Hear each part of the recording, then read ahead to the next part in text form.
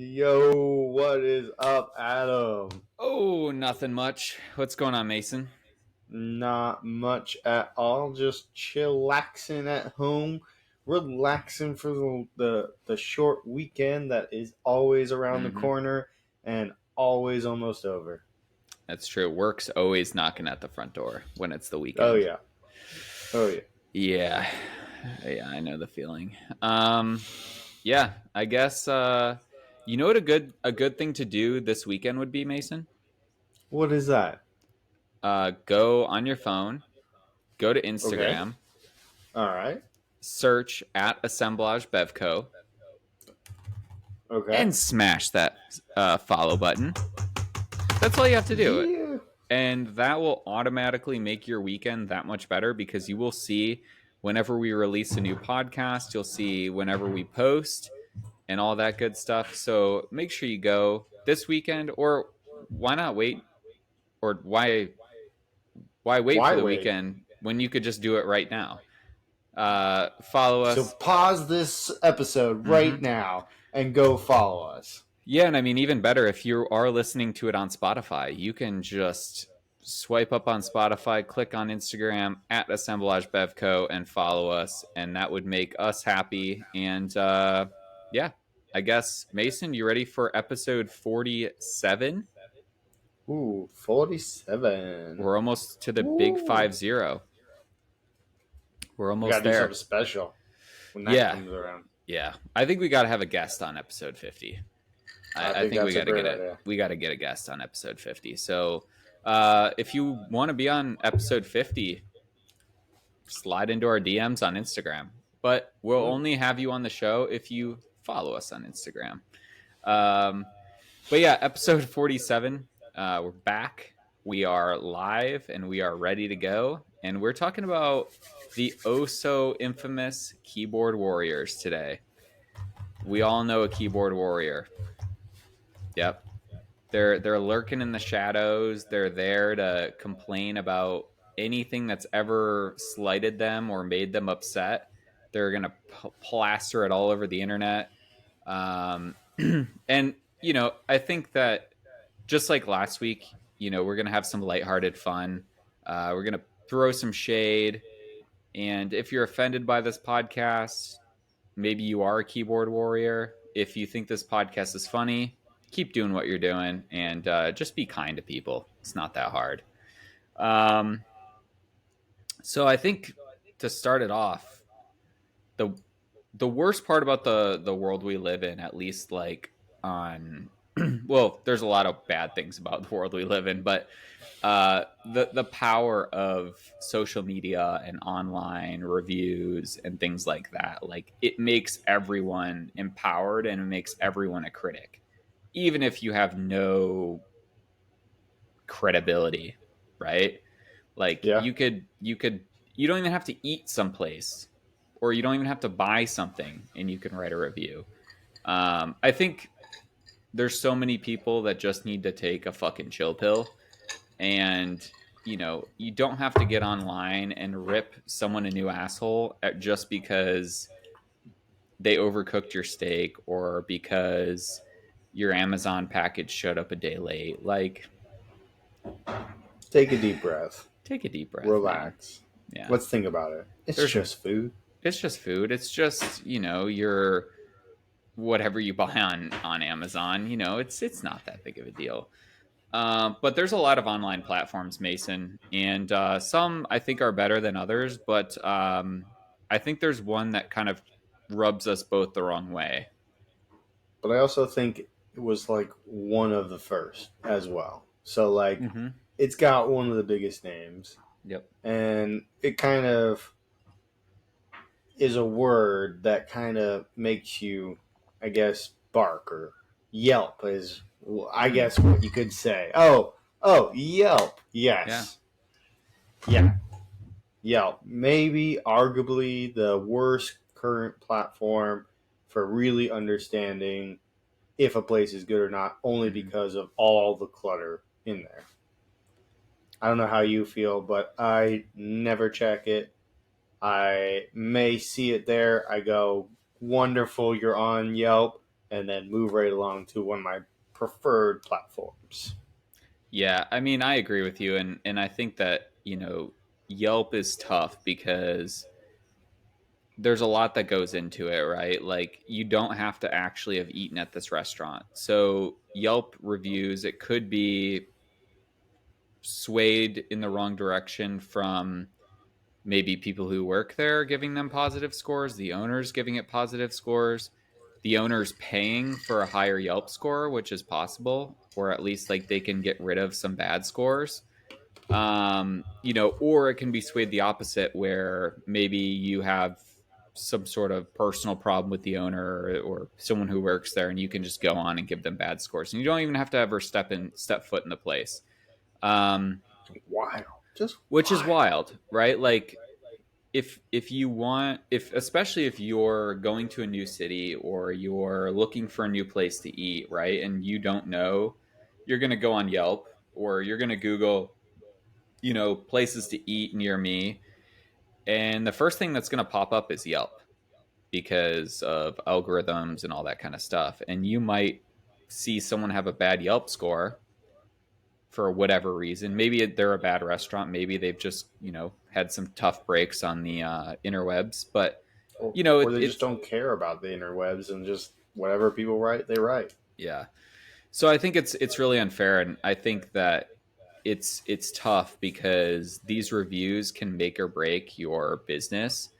And just because someone's having a bad day and maybe their steak got a little bit overcooked, or maybe they don't know what they actually ordered and they're pissed off and they write a bad review, like that can crush someone's livelihood or multiple people's livelihood, right? Like the owners on the top, but all their staff, they need people to come in to get paid, and it's a whole chain of events. So maybe before you plaster all your hatred and your hurt feelings all over Yelp, think about who it's affecting. You know? Just take a moment. I really like that. Yeah. Just Take a take a moment. breath. Yeah. Is it really necessary to breathe so heavily that you feel like you need to throw hands at Mm-hmm. the manager that's just trying to literally give you your money back or make things right for you? But no, you gotta scream at them. No, no, no. Yeah. You gotta write a bad review about them. No, you've gotta really write a Mm-hmm. really bad review. Well, and a lot of the people too, um, that write bad reviews, they're the same people who when they're at the restaurant, if they've got an issue with something, they'll be like, "Oh, everything's fine, everything's great." And then they'll wait till they get home and then they're like, "Oh, the manager just ignored me and didn't come over and help me and the food sucked and blah blah blah." It's like most good managers, I won't say all managers, but most good managers, if you bring something to their attention, right? Like your steak's overcooked or your server's not being attentive, most managers will do whatever it takes to get on your good side. They'll go above and beyond. They'll bring out a dessert, they'll comp an entree, whatever it is.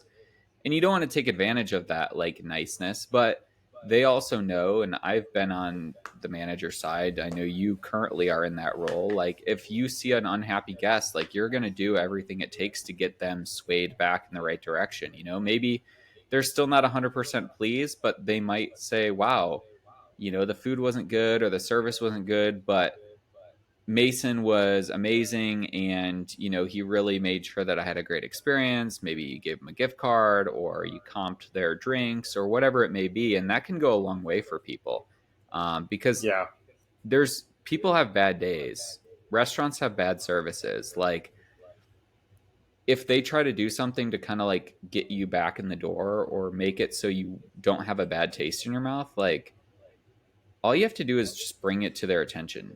Some managers don't realize that something's going wrong because they're being pulled in a million directions. They've got a lot going on. they're a new So manager, whatever it they're a may new be. manager. Yeah, there's a lot of factors. So like maybe just be nice, say something, don't make it a big deal, and you'll be surprised that you'll probably be a lot happier as a person because you won't have all that built up anger, and the restaurants will be able to do their thing and keep their guests happy. Yeah. Before we move on to the next one, Mason, I forgot to ask, what are you drinking tonight? Oh, yeah. I am drinking a tequila lemonade with a seltzer top.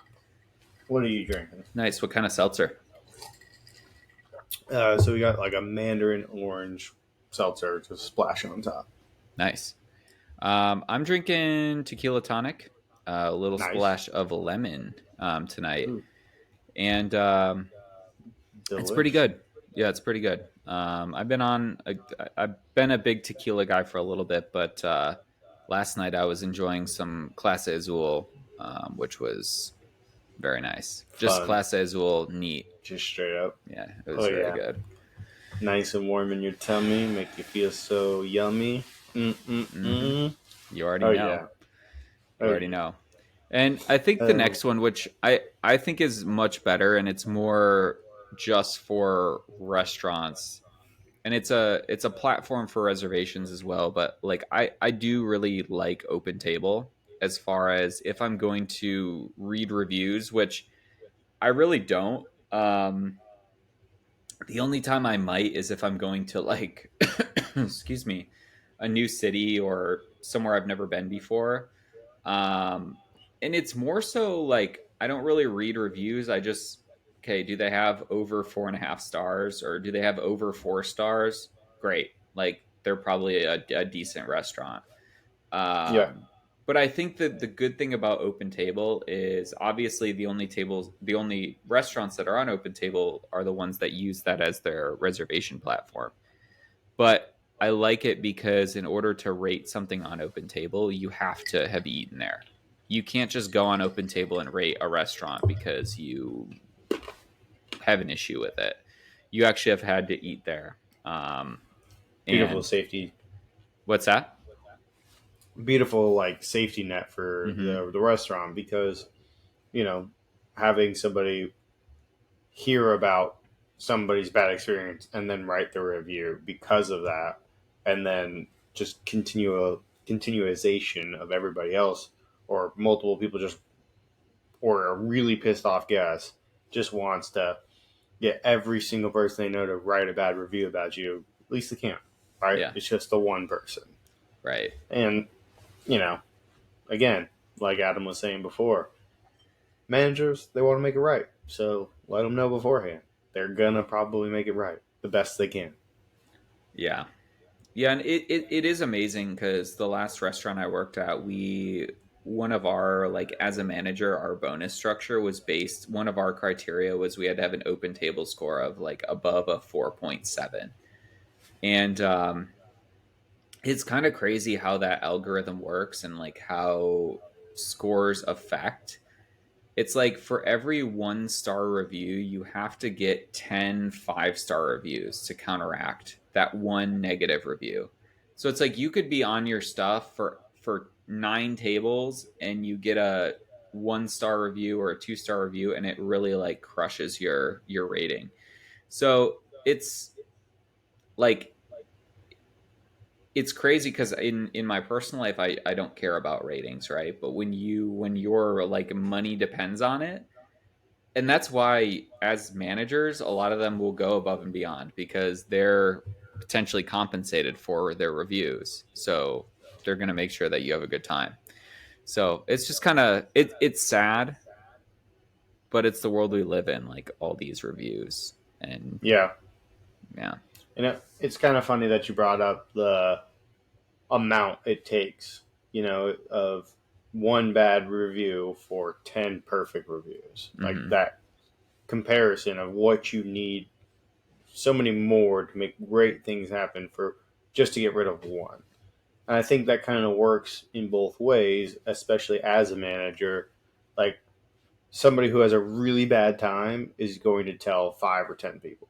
Somebody who doesn't have a very good time or who has a really great time is going to tell me 1 or 2 people, right? Hmm. So it it expands exponentially as soon as somebody has a bad time, and I think that's something that managers really do want to fix and create so that you leave them an awesome review, or you don't leave them anything at all and just leave with a great time, and that's Right. it.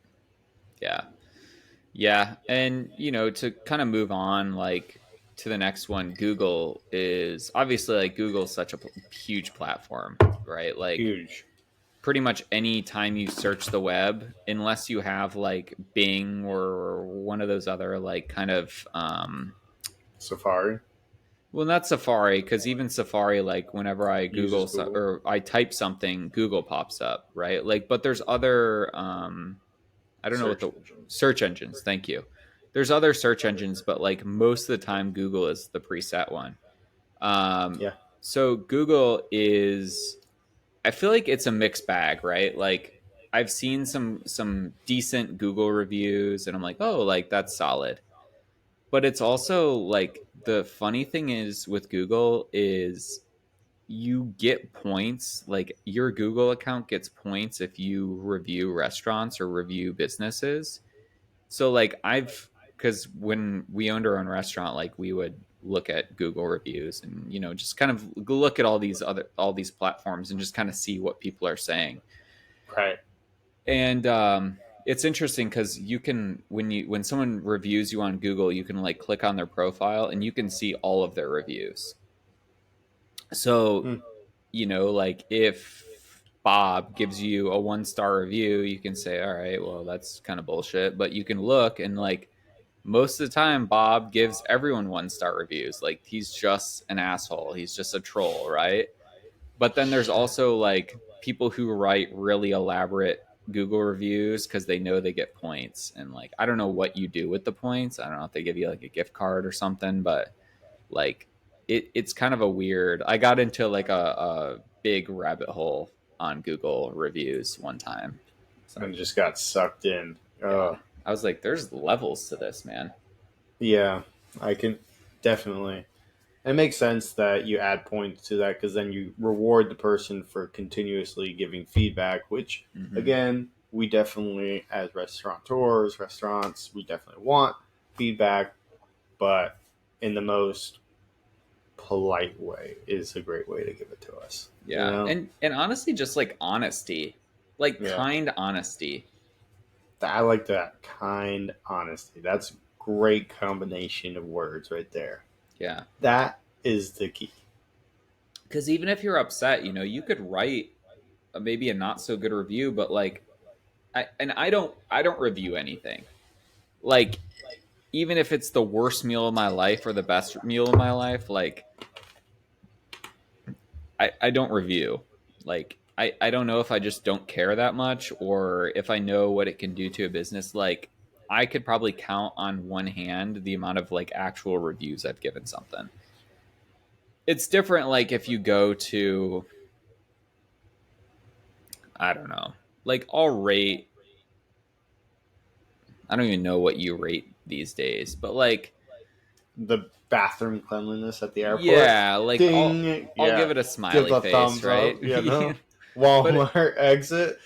Thumbs up. yeah, Okay. like It's all how'd we do right. today? I'm gonna give them thumbs up every time because like I don't really, the cleanliness of Walmart when I'm in there is not something that's like gonna fucking ruin my day, right? Like because it's like it's Walmart. Like your expectations are not can't be that high, right? It's Walmart. Right. So To where um you're at. That adds a lot to it, too.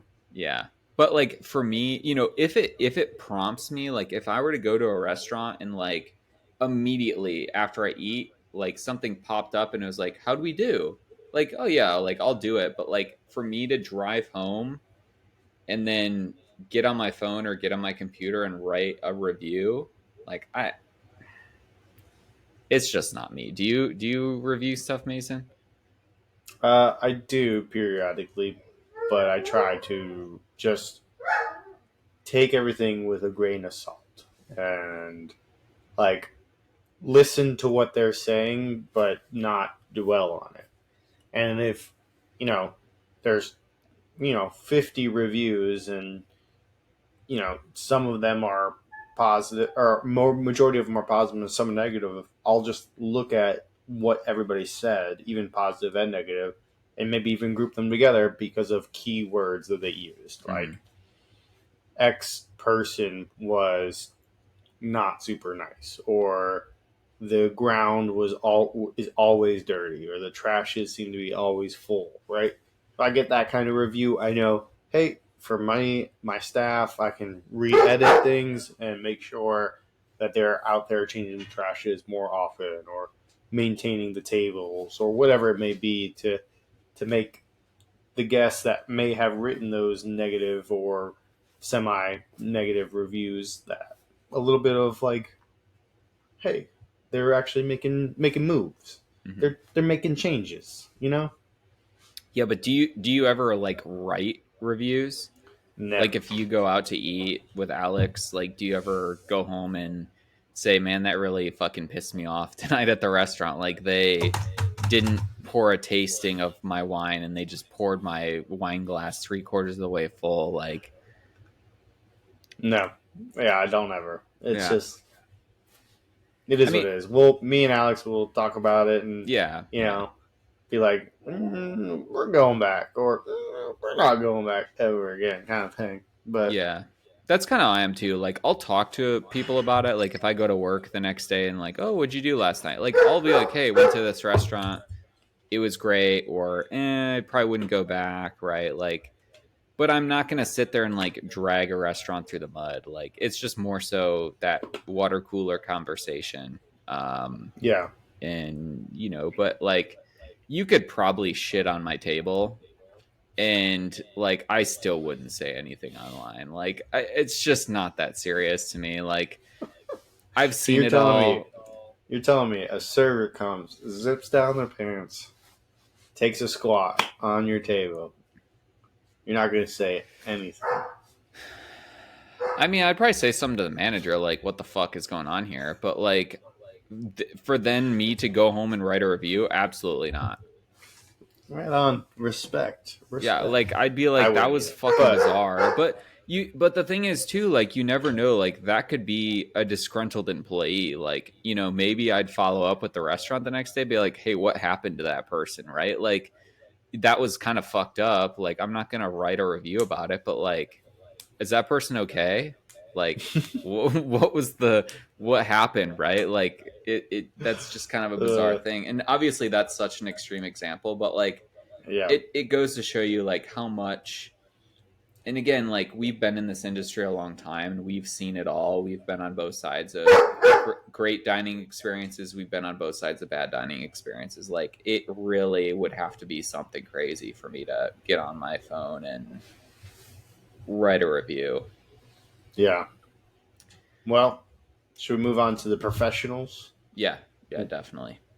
Right on. The people we should So, actually be listening to, yeah, not the Google not reviewers or the fucking Yelpers. or the social media lights or the Mm-hmm. whatever posters or all the other critics that don't have a background or Mm-hmm. some something some to verify. Hey, verify real. Yeah. So Mason, what's something that you would listen to, like if you were to read reviews or if you were to like go to a new city, what's something that you would kind of look out for? And if you were to see it, you'd be like, "Oh shit, like let's go here," or like, "I know this is a good place to eat." What's something that you Yeah. kind of see? Well, first off, going to a new city, like I'm always looking at star reviews. You can go to different different places that give the 1 through 5 star. That's a great way to review. Michelin guides. That's another Mm, great way to review. And word of mouth is a really big thing. Like I I know enough people that know a restaurant in whatever town I'm going to that mm-hmm. know the place to be, and using those connects is what I think really makes the restaurant industry so expansive but yet so small at the same time because man, so and so worked with you at so and so and now you run so and so, Yep. right? It's just like that, or you're a part of the team creating something amazing here. And it's just how the industry kind of works. It's just everybody travels from here to there and goes everywhere and wants to be a part of every inch and different worlds of our industry being front back, you know, Hmm. management not, and it's just wild. Um, yeah. What about you? What are you looking at? Yeah, I mean, like Michelin for sure, but obviously Michelin's not in that many cities. They're I think in five right now, and or maybe four, and then they're coming to Atlanta actually. Like the first Atlanta Michelin guide will be next year, which is pretty exciting. Kind of lukewarm about it as someone who lives in Atlanta, like, and you drive in Atlanta traffic every day. Like, I don't know what that's going to do to the traffic, which is scary because it's already terrible. But like for me, if Michelin's not there, one kind of thing that I do trust is Eater, um, which is That's a great pretty website. much in any like big city. They usually have some good articles. Again, I still take it with a grain of salt because obviously someone's being paid to write these reviews, but Eater's a pretty credible site and a pretty credible um, media company. So I do, if I'm going to a new city, like for example, I went to Detroit back in May for a wedding, and Olivia and I, when we were on the plane, we jumped on, like where to eat in Detroit, and first thing that popped up was Eater. Like, okay, cool. Like, let's look to see what they have. Especially too, like we were only there for a day and a half, so it's like we didn't really have that much time to like eat at a bunch of restaurants. So we wanted to like make sure that our dining experience that we did have was as good as it could be.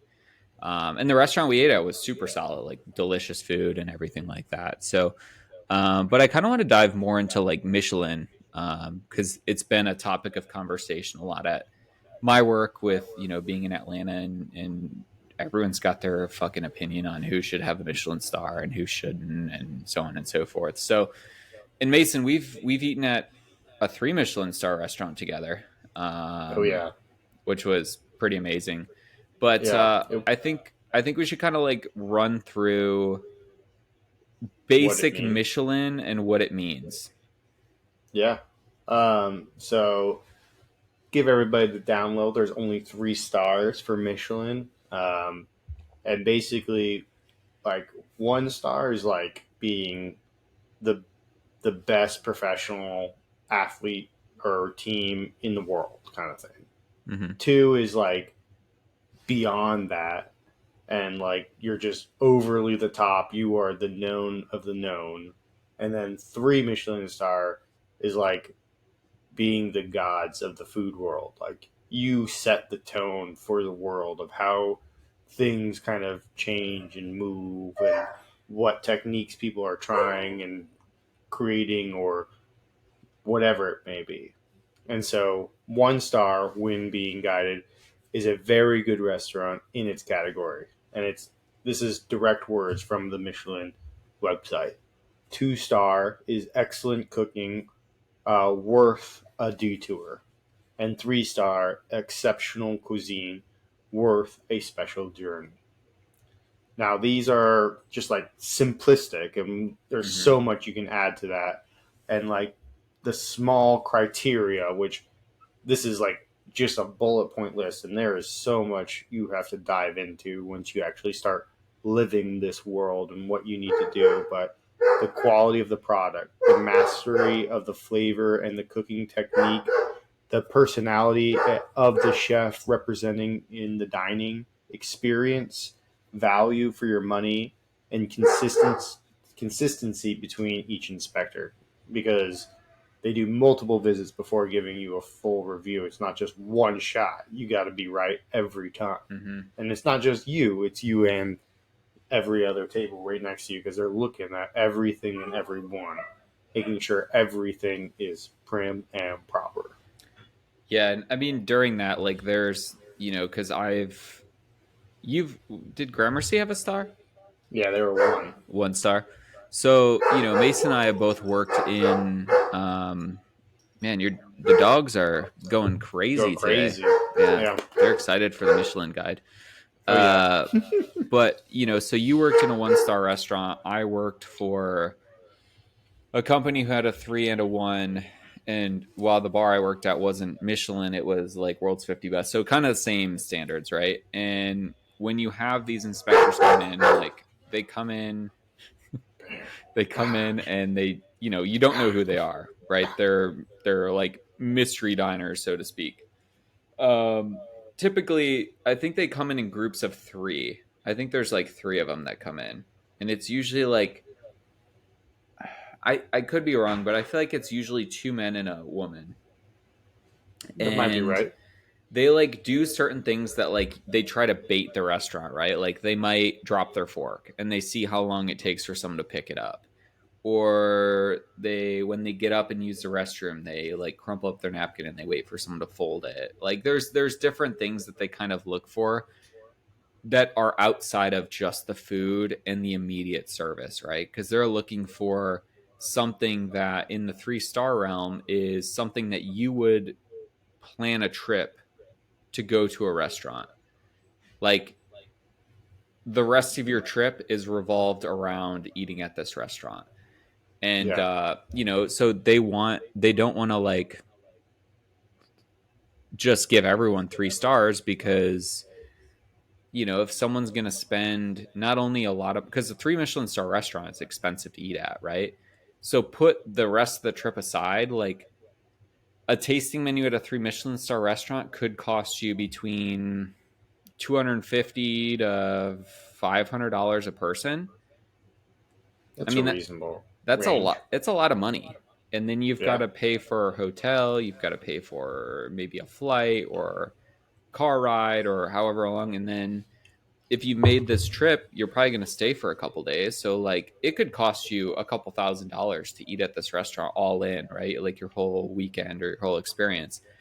So they want to give that value for money, I guess. It doesn't necessarily mean like it's the cheapest place to eat or it's the most expensive place, but like if you're going to be making this investment to travel to this 3 Michelin star restaurant, it's got to be worth something, at least to someone. So, and a lot of people, right? They don't care. Like they would never make a trip out of to go to a 3-star restaurant because food's not that important to them or service isn't that important to them. Like for me, I love that stuff. Like because I've yeah, seen what it takes to get there.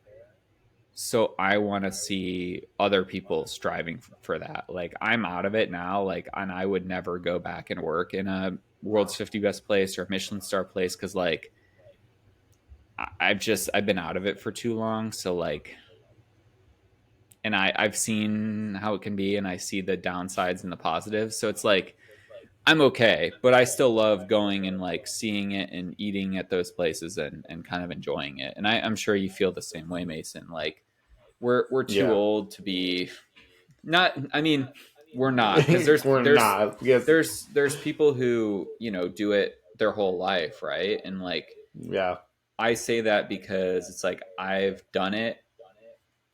I've lived that part of my life, and now I'm okay with not being chasing those stars, chasing that like high of being the best restaurant, right? Like now I'm at a point where I'd rather just go eat at those places. yeah. I I think you get to a point sometimes with it because it absorbs so much of your life, and um, it needs to be ingrained in your body and soul to create that kind of level of service, Hmm. that you get to a point where you're just like, I'm good on making it. I want to be a joiner. I want to eat there. I want to be there. I want to experience it. I don't want to create the experience anymore. But those Yeah, values definitely get carried with you into every job you do afterwards, in terms, maybe not to that level anymore, but pretty damn close. it's ingrained in here at least for a while. Like it's the first couple jobs I had after I worked at that bar aviary. I kind of treated every place like, well, at aviary we did this, right? Like, and it's the best restaurant, like, and you kind of get into you like the way your demeanor is, the way you carry yourself, the way you even do shit at home. And again, like going back, I know we talked about the bear. Was that last episode? Might have been a couple of them too. You And know, it is kind of crazy, like, you see Richie in that episode, right? Like, he's working at the made up 3 Michelin star restaurant in Chicago, and like he gets home and he's like organizing his magazines and his stuff on his counter, like putting everything in its place. It's like it's true, it does, working in those places does do that to your mental, and both in a positive way and in a very negative way, because on the flip side of it, yeah, you carry a lot of those positive traits with you, but it can be a toxic work environment. Typically, the pay is not very high, and there's a whole slew of not so great things that come with it. But yeah, I mean, I definitely love Michelin. Like I love eating at Michelin star restaurants. Can't always afford them, but like it's something that when I'm looking at ratings, I'm always that's interested to definitely see something. when the Michelin guide comes out who got a star, who retained their stars, who moved up, all that kind of stuff. And who moved down? Mm-hmm. Oh yeah. Right on. Well, after you got the beautiful food, now you need somebody to inspect the restaurant. Or before you get the beautiful Woo! food, you need someone to inspect the restaurant. That's true. Yeah, this is a not so fun review. Important, Very important. but not so fun, and it can make restaurateurs and executive chefs and managers cringe when this person walks through the door. Health inspector. Yep, Oh. not fun. Um, And it's yeah. it's only not fun because you know you train, you do things right all the time, and then something seems to just not click on that day. Mm-hmm. They don't follow proper procedures in one aspect, and Yep. you're just like, Yeah. and your mind kind of explodes. But you know, it all works out. It all works out in its favor. Yeah. Well, I think, kind of the most strict, or I should say, regulated countries for food safety is probably America. Definitely. Like, I think we, overly sometimes. yeah. I mean, most restaurants are like, you got to get inspected like 3 times a year. They come in at the most inconvenient time, usually when shit's hitting the fan, like you've already been having a bad day, maybe the restaurant's not as tidy as it should be, and that's when they come in. Middle of Yep. service, during a rush, and you're there having to deal with the health inspector. So, Mason, kind of what are some of the criteria for the American Health Inspectors Association of fucking people's days up? Oh yeah. Well, it's very interesting because in America, we kind of have like a set standard, but we don't. Like the American Health Association makes the Food Safety and Inspection Service, the FSIS, is the ones who all grade across the United States. But every state, it's to set their own standards of what that means to the bare minimum of Mm-hmm. what they have set. So generally, it's a 100-point scale, lettering A to C, D, E, F, G, whatever Z. You know, how bad are you, kind of a thing. But you know, as Adam and I have chatted with and talked about, you know, some places they've decided just to go with a pass or fail, or you know, no lettering and only score, or only lettering and no score. Mm-hmm. But generally following what the general guidelines of the Food and Drug Administration and whatever other people who have their hands in the pot, kind of thing. Yeah, and it is kind of crazy. Like, we were just talking, I'm from Indiana, and food safety in Indiana, it's a pass or fail. Like you don't have a letter grade, you don't have a number score, you don't have to post that. You obviously have to pass or else they'll shut you down, but you don't have to like post your score, right? Like whereas in New York City, you have to post it in your front window so people see it when they walk past.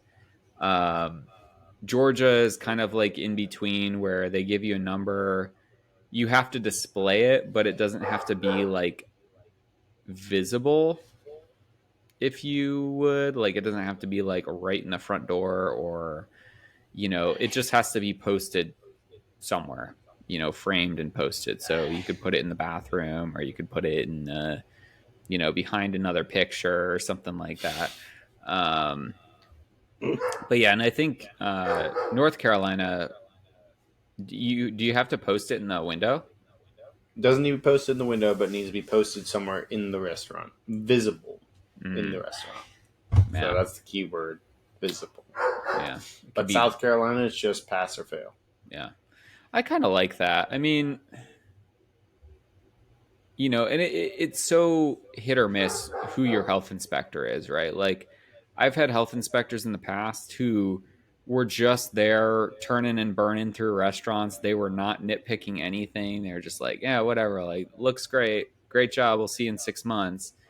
And then I've had health inspectors on the other end are who like nitpick every little detail. And of course, they're the ones who come in right after the lunch rush or right as someone's not feeling well at work, right? Like they're, and then it's a whole deal. So You're running one down, you're mm-hmm, feeling tight, and then you also need to step off the line to now follow with the health inspector yeah, instead of helping the line crush out the yeah, evening.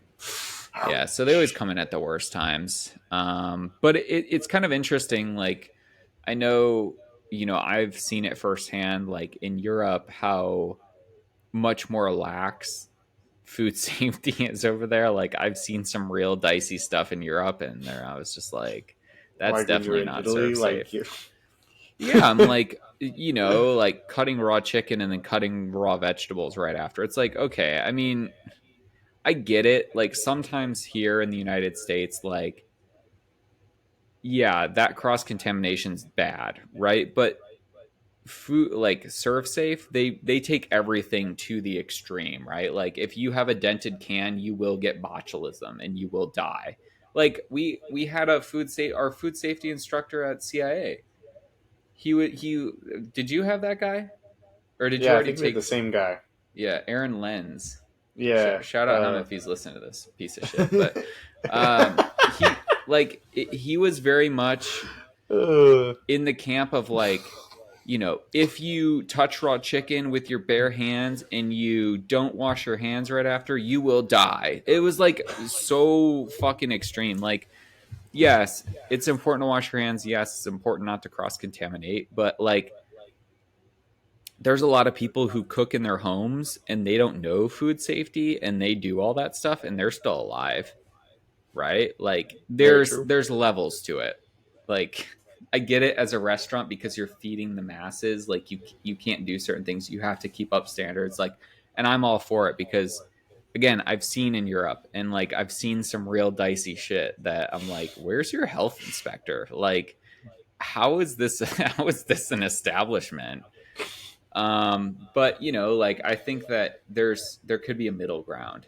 Um, to both. And it's interesting because in Great Britain they have a 0 to 5 scale, with 5 being like 2 thumbs up, you're good to go, and 0 being needs urgent improvement. So I, I Is don't know that if that like I means should shut like, you down kind of thing? yeah, like I don't know if that's like you're done, like you can't reopen until you get your shit figured out, or like, hey buddy, better luck next time, we'll be back in 3 months to check on you again. Like I don't know what that means. And if anyone does, if anyone's from Britain that or Europe that listens to this and can clarify how that scale works, I'd be interested to know. um And then kind of like to the other extreme, and I'm sure that there's more Something. information that's not being put on the internet, but like in Asia, very little information about how they handle food safety and health inspectors or health inspections. There has to be something, right? Like, Of course, like the big cities, the big towns definitely have something specific, but like the small rural areas, it's probably just a toss up. just the Wild West. Yeah, honestly, it might Yeah. be serious. Yeah, Like, I mean, I feel like there's just like so many like food, like outdoor markets and stuff like that in Asia. It's like there's probably just so many restaurants that they wouldn't be able to hire enough people that could like actually go around and, you know, test all those people. Like I don't know what it takes to get a business license in an Asian country, right? Like in the US, it's not hard to get a business license or to start an LLC or something like that. But like in order to serve food, you have to jump through a lot of hoops. Like yeah, it's not just a health inspection. It's like you have to have a business license, you have to have insurance, you have to have this, you have to have that. Like I don't fire know safety code. fire safety. Yeah, like there's a lot of If you stuff have a that building, goes into it. yeah, Whereas, like, I don't know what it takes to open up a food stand at an outdoor market in Asia. Like, it could maybe be just the strict. four I don't walls. know. Yeah, or just fucking show You up got and a place start, to do it. just show up and Great, start making food. I don't know. Like, it might be. it might be. I don't know. So, I think that again, there's a middle ground. There's no perfect system, but I think it would be nice if there was some consistency state to state, just from And like or a country to country, huh. and or country to country, just to Yeah, kind of and like help the just world. so we're all on the same page, right? Like whether it's the 0 to 5 scale like they have in Great Britain, or if it's a 100-point scale, or if it's a letter, or if it's just pass fail. Like I think knowing that we're eating in safe places is important.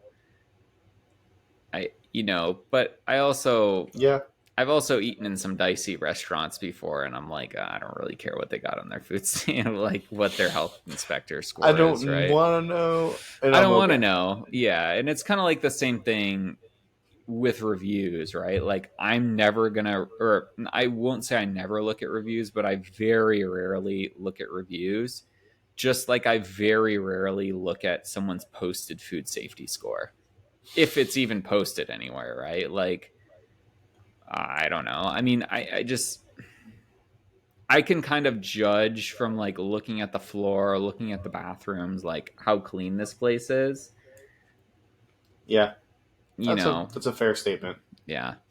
But I think it's time to move into our question of the day, which is kind of along those lines of like food safety. And I want to know, Mason, and we want to Yeah, know just from like everyone who's listening to this, what red flag would you need to see to not eat at a specific restaurant?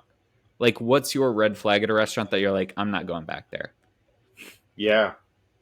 Well, my big two, one, cleanliness around the restaurant, just in general, Mm-hmm. right? Specifically with that, the bathrooms. They have to be pristine or good in a great spot kind of thing. Like, if it's just a fucking mess in there, no paper towel, no soap, Mm-hmm. sorry, I'm not eating there. I'm just going to walk out. Yeah. But if not that, personally, the health inspection is part of it. Like, The what score? is the score? Yeah, what is your score, kind of thing, or what are your tails? Like, if you don't have it posted because of the location you're in, if I walk in and I'm walking into the cash register going, "How may I help you?" then I'm probably gonna, you Mm-hmm. know, turn right around. Yeah. But or the more inconspicuous that people do all the time, which is, yeah, how can I help Oh, you? yeah. Oh, I'm okay, thanks, appreciate it. Let me get some knuckles in that. You know what I'm saying? Yeah. Knuck it up. What about yourself? Yeah, I mean, for me, it's probably the same, right? Like, there's no paper towels in the bathroom, or like the trash in the bathroom obviously hasn't been taken out in a few days, because that would mean like they also probably haven't cleaned the restroom in a couple days if the trash is like way overflowing. And Yeah, there's a difference between like, okay, it's just been a crazy night and they haven't been able to get to it, versus like that hasn't been taken out in like at least 3 days. There's a big difference. And I'm pretty, again, I'm pretty lax. Like, I've eaten at some real dicey establishments, and like I'm still here to tell the tale, right? But another one is, or kind of one that I thought was a red flag until I moved down to the south, was like bugs being in the restaurant. Like, mm, I always thought like bugs in a restaurant was like, ooh, this restaurant's disgusting. And then I moved down here and I'm like, oh no, bugs are just everywhere, and they're massive, and it doesn't matter if your restaurant's clean or dirty. Like, they're gonna get in. they're gonna get in. Like, there's like palmetto bugs, which look like fucking cockroaches. Like, they just chill.